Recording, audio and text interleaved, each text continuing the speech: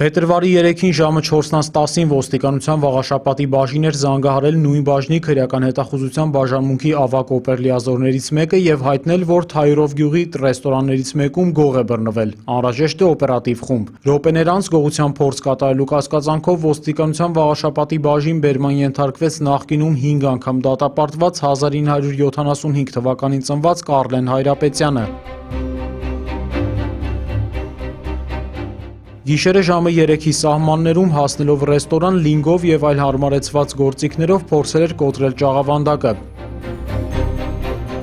Ինչպես կադրերում է երևում զգուշությամբ, թաքնվելով նույնիսկ անցնող մեքենաներից։